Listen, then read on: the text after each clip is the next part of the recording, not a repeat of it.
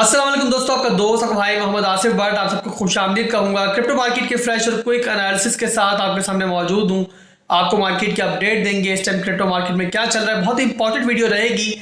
इस वीडियो के अंदर दोस्तों प्रॉपर ब्रेक डाउन करके बताऊंगा कि क्रिप्टो मार्केट के अंदर नेक्स्ट मूव क्या पॉसिबल है, कौन सा ऐसा एरिया है कि जहां हमें बाइंग करनी चाहिए। ओवरऑल दोस्तों इस दिसंबर के महीने में हमें पैनिक होना चाहिए, एक नए बॉटम की तैयारी करनी चाहिए, या फिर हम क्रिप्टो मार्केट को आने वाले दिनों में पंप होते हुए देखेंगे। और मौजूदा इंट्राडे सिनेरियो और इसके अलावा मैक्रो लेवल पर तमाम सिनेरियो इस वीडियो में डिस्कस करने वाला हूं। वीडियो बहुत इंपॉर्टेंट रहेगी, कोई पार्ट आपने स्किप नहीं करना, पूरी वीडियो देखनी है। और इसके अलावा वीडियो पसंद आती है तो लाइक और कमेंट करना भी आपने नहीं भूलना। चलते हैं दोस्तों अपने चार्ट के ऊपर। तो आज की इस वीडियो के अंदर दोस्तों ज्यादा इधर उधर की बातें नहीं करेंगे, हम लोग मुद्दे पर ही रहेंगे। 2 से 3 सवाल हर एक के जहन में है, उन्हीं को डिस्कस करेंगे। पहला सवाल कि जो क्रिप्टो मार्केट जिस रेंज में ट्रेड कर रही है, यानी कि 17,000 की रेंज में ट्रेड कर रही है, यहाँ से क्या होने वाला है नेक्स्ट मूव। क्या क्रिप्टो मार्केट डंप करने वाली है, क्या क्रिप्टो मार्केट पंप करने वाली है, और यहाँ से इस महीने के अंदर क्या हमें पैनिक होने की ज़रूरत है, एक नए बॉटम की तैयारी करनी है, या फिर यहाँ से क्रिप्टो मार्केट पॉजिटिव होने जा रही है और हमें शॉर्ट टर्म की बाइंग के लिए रेडी रहना चाहिए। अगर रेडी रहना है शॉर्ट टर्म की बाइंग के लिए तो ऐसा कौन सा ऐसा एरिया है कि जहाँ तक क्रिप्टो मार्केट अगर आए तो हमें पैनिक नहीं होना और वहां पर हमें बाइंग शॉर्ट टर्म के लिए कर लेनी चाहिए। और इसके अलावा दोस्तों एक और इंपॉर्टेंट सवाल कि जिसका अभी फिलहाल आपको इदराक नहीं हो रहा, आपको अंदाजा नहीं हो रहा, बट जब ये पॉइंट आएगा तो आपके अंदर के जज्बात जो है वो मुंह को आ रहे होंगे। और दोस्तों वो पॉइंट होगा कि जहां पर अगर एज एक्सपेक्टेड मार्केट पंप करके पहुंचती है, यानी कि एफओएमसी नंबर जिसको एक्सपेक्ट किया जा रहा है कि अच्छा आएगा और दिसंबर का महीना उसके बाद अच्छा हो सकता है मार्केट के लिए, बाकी फाइनेंशियल मार्केट्स की तरह ही वहां पर भी जाके आपको फोमो में नहीं आना उस पॉइंट के ऊपर कि जहां पर हर तरफ हर कोई बुलिश होगा, बट आपको वहां पर बुलिश नहीं होना, फोमो में नहीं आना और वहां पर एक बुल ट्रैप के लिए रेडी रहना है। बहुत इंपॉर्टेंट सवाल है,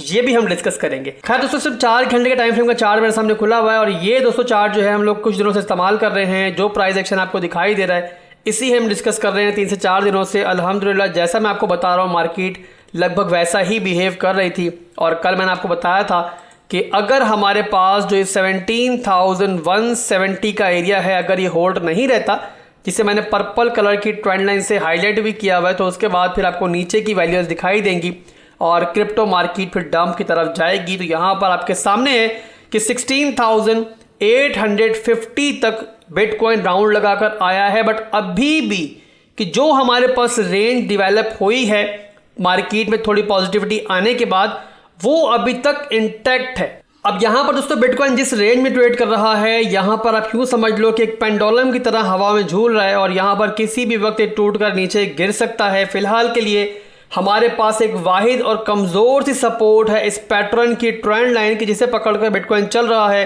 काफी नैरो रेंज के अंदर बिटकॉइन मौजूद है। यहां पर हमें वॉल्यूम भी इस टाइम खास दिखाई नहीं दे रहा। तो यहां पर एक्सपेक्ट दोस्तों मैं यही कर रहा हूं कि जो आपकी सपोर्ट है ये किसी भी वक्त टूट सकती है। अगर आप स्कैल्पिंग कर रहे हो थोड़ा सा यहाँ पर सावधान रहो। और मैं आपको हरगिज़ नहीं कह रहा हूँ कि यहाँ शॉर्ट कर दो, यहाँ पर ना तो शॉर्ट बन रही है ना लॉन्ग बन रही है। उसका रीज़न बता चुका हूँ मैं आपको कि जब हवा में झूल रहा है, ना ही डिमांड जोन के ऊपर है और ना ही सप्लाई जोन के ऊपर है, तो यहाँ पर शॉर्ट और लॉन्ग नहीं बनती है। सिर्फ आप लोग गौर से मेरे स्टेम एनालिसिस सुनो, मैं क्या आपको बताना चाह रहा हूँ। अब यहाँ पर दोस्तों एज एक्सपेक्टेड अगर बिटकॉइन यहाँ पर सपोर्ट को तोड़ता है और 16,850 से नीचे हमें कैंडल क्लोजिंग भी मिल जाती है तो कंफर्मेशन भी हो जाएगी। और उसके बाद दोस्तों जो हमारे पास इंपॉर्टेंट लेवल रहेगा कि जहां पर बिटकॉइन जाकर सपोर्ट ले सकता है, वो है हमारे पास मिड रेंज। मिड रेंज के बारे में दोस्तों बता दूं कि ये 1 घंटे के टाइम फ्रेम पर हो या 1 दिन के टाइम फ्रेम पर हो, हमेशा हमारे लिए बहुत इंपॉर्टेंट होती है। ये वो ब्रेकर पॉइंट होता है कि जहां पर मार्केट में एमएसबी हुआ होता है, यानी कि अगर आपकी डाउन ट्रेंड की तरफ क्रिप्टो मार्केट इस तरीके से जा रही है तो वहां पर दोस्तों ये अपना प्राइस एक्शन जो ब्रेक होता है वो कहलाता है हमारा मिड रेंज, वही कहलाता है ब्रेकर। और फिलहाल के लिए हमारे पास जो ब्रेकर पॉइंट है, जो एमएससी पॉइंट है, जो हमारा मिड रेंज पॉइंट है, वो है 16,500 से लेकर 16,400 तक का एरिया। अब यहां पर दोस्तों इंटरनल स्ट्रक्चर के अंदर हमारे पास जो मिड रेंज मौजूद है वो है 16,500 का एरिया। और यहां पर दोस्तों मैं लॉन्ग की पोजीशन देख रहा हूं, शॉर्ट टर्म की बाइंग भी देख रहा हूं। और यहाँ पर शॉर्ट टर्म की जो बाइंग करनी है मैं दिसंबर के महीने में थोड़ा सा पार्ट उसका यहाँ पर ज़रूर बाय करने की मैं ट्राई करूँगा। और यहाँ पर ये बता दूँ दोस्तों कि जब प्राइस यहाँ तक पहुँचेगी ना तो आप 16,500 को 16,500 से लेकर 16,300 के एरिया तक एक्सपेंड कर लो। और उसका रीज़न दोस्तों ये है कि जब भी बिटकॉइन या कोई भी क्रिप्टो एसेट जो है वो नीचे की तरफ इंपॉर्टेंट सपोर्ट लेवल की तरफ आता है, तो वहाँ पर जो आपकी स्मार्ट मनी होती है ना, वो नीचे की लिक्विडेशंस और स्टॉप लॉसेस खाने के लिए थोड़ा सा नीचे का राउंड लगाती है। यानी कि जब बिटकॉइन इस तरीके से नीचे की तरफ आएगा तो ऐसा नहीं कि यहां से टप करके दोबारा ऊपर चला जाएगा। ये पॉसिबल है कि बिटकॉइन की प्राइस इस तरीके से नीचे आए, अग्रेसिवली नीचे की तरफ जाए और यूं करके दोबारा डिविएट करे क्रिप्टो मार्केट को, दोबारा फिर आपकी सपोर्ट लेकर दोबारा ऊपर की तरफ जाए। तो 16,520 से लेकर 16,400 के लेवल तक आप लोग यहां पर बाइंग कर सकते हो। बिटकॉइन के अंदर लॉन्ग की तैयारी कर सकते हो। आप लोग मेरी कॉल का वेट कर लेना, टेलीग्राम और डिस्कॉर्ड पर मैं अपडेट भी दे दूंगा। बहरहाल यहां पर आपकी अच्छी एक बाइंग एरिया बनता है। और यहां पर बाइंग के बाद दोस्तों टारगेट्स आपके होंगे वो होंगे 16,800, नेक्स्ट टारगेट आपका होगा 17,050 और लास्ट टारगेट आप लेके जा सकते हो 17,500 से लेकर 600 का एरिया। यहां पर मैं आपको यह बता दूं कि 17,500 और 600 के एरिया में भी बहुत ज़्यादा लिक्विडिटी मौजूद है। मैं आपको दिखा भी देता दोस्तों, यहां पर कोई वॉल्यूम नहीं है, कोई प्राइस एक्शन ज़्यादा डेवलप भी नहीं हुआ होता और काफ़ी लंबे पीरियड से ये एरिया आपका रिटेस्ट भी नहीं हुआ है। तो मैं समझता हूं कि ये एरिया आपका जो है आने वाले दिनों में आपको रिटेस्ट होता हुआ दिखाई देगा। तो यहां पर अगर आप चाहो तो मिड रेंज के बाइंग करके फिर ऊपर आके सेल कर सकते हो।